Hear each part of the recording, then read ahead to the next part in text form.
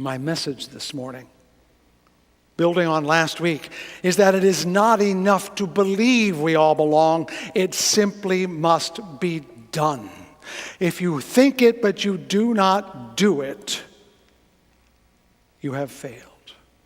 Because the right to belong comes with the duty to make it happen. Liberal religion, in whatever form it takes, is about the moral and spiritual duties we have that are as inalienable as our moral and spiritual rights. And I'm here to be more sober this week and talk about doing your duty. So I'm going to be critical for just a moment, both of those who should join us and those who have. First, I believe the difference between those who believe everyone belongs and those who actually live it and do it is the difference between being spiritual and being religious. We hear that phrase all the time, well, I'm spiritual but not religious. And I understand for a host of reasons why people are suspicious of organized religion, of the institutional forms. It has let us down over and over again. Even while they believe there is something larger, deeper, older that holds all of us together, they won't actually do anything with that. They're just comfortable to believe it, to feel it, to have the comfort of their noble thoughts. That's dereliction of your spiritual duty. But let's admit that even the liberal church can be pulled into the temptations of every religious organization. We can be too absorbed in how many members and how many dollars and how tall the building and how large the budget and how often we get mentioned in the news, which we know is not the point. But we too can become over-involved in the measurements and not the mission. But even if we take those two things, we have to say that those who profess they believe that everyone belongs, but do not act on that profession, are spiritual draft dodgers. When you know what is right and you don't act on it, because it means you'll be associating with imperfect people and their imperfect institutions, and your fingers might get a little messy and you will be let down, that's simply dodging your responsibility. A favorite teacher of mine, James Luther Adams, put it this way: a purely spiritual religion is a purely spurious religion. We've heard the term boots on the ground all week to the point where we're sick of it, but we all know what it means.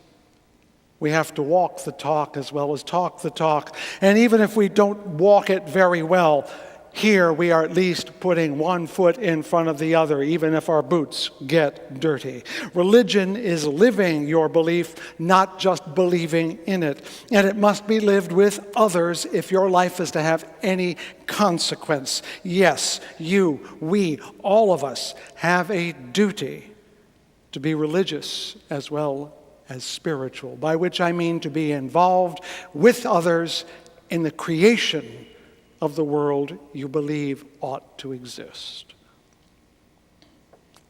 For most of my adolescence, I was a Boy Scout. Though I never made it to Eagle, and I did come close, you also need to know that while I was a Boy Scout, I also organized the 1969 moratorium against the war in my high school. I inhaled deeply of the counterculture. Good, you got it. I went to scout meetings every Friday, though. And I went on the campouts, and I wore my uniform, and I earned my merit badges. I rose in the ranks, and most importantly for this sermon, I said the scout oath. On my honor, I will do my best to do my duty. I stood at attention, and I said it. And what's more, even in those days, I believed it, and to this day, I believe in it.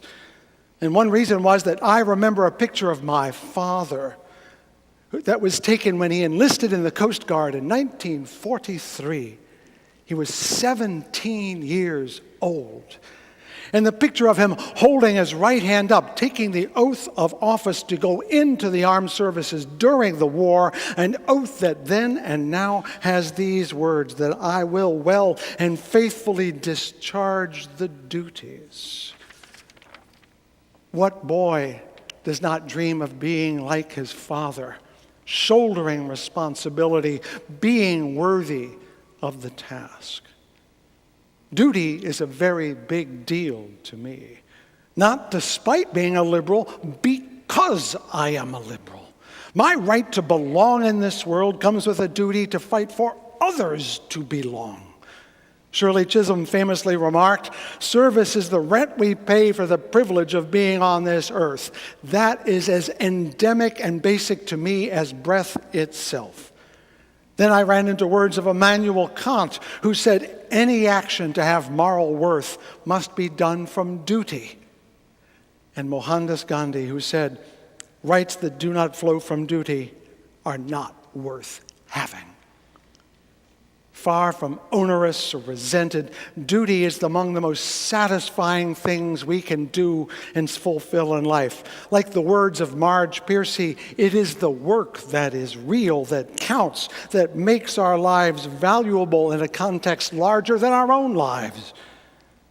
Of course, it's only true if that duty is freely taken up. My struggle with the draft was not with their sense of duty and mine, but that they wanted me to do was not what I wanted me to do.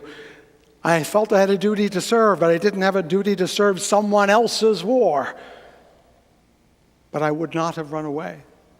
It was not in me.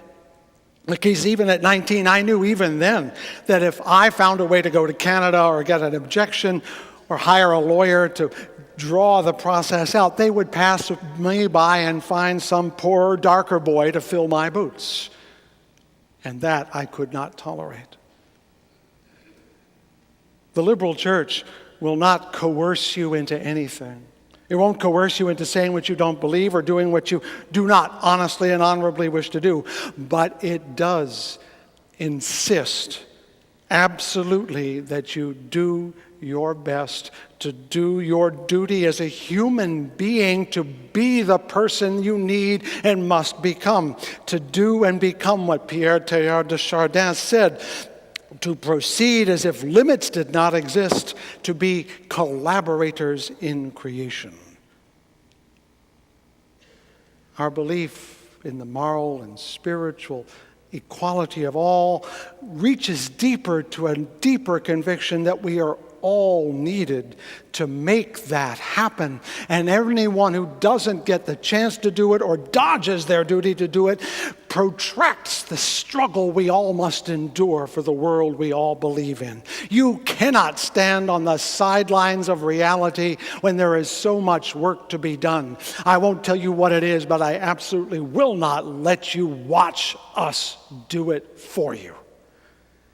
Our human duty is to get dirty with life, to dig into it with both of our hands, to become the person that needs to be in line and pass the buckets and haul the food and pick the crops, to work for justice, to comfort the afflicted and to afflict the comfortable.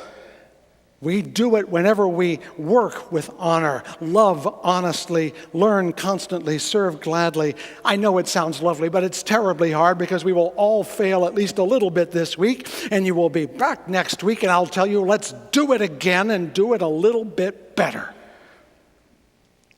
That's why the liberal church exists, to help each of us do our human duty to complete creation, to hold us accountable to our own hearts.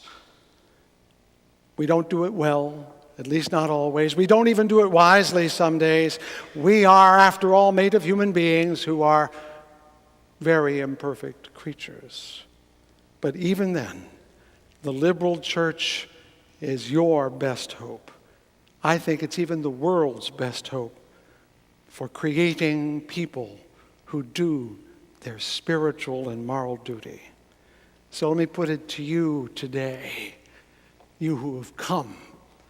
walked through the door.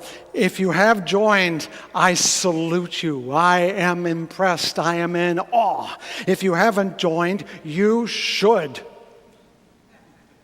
And if you haven't supported it with your time, with your voice, and yes, with your money, why not? You have a duty to your own soul that cannot be acquitted simply by believing in it. You must do something about it. Would you like to know more about how to do that? I'm out of time today. But you can be sure I'll tell you in coming weeks.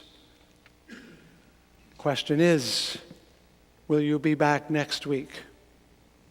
It is your duty. Amen and amen.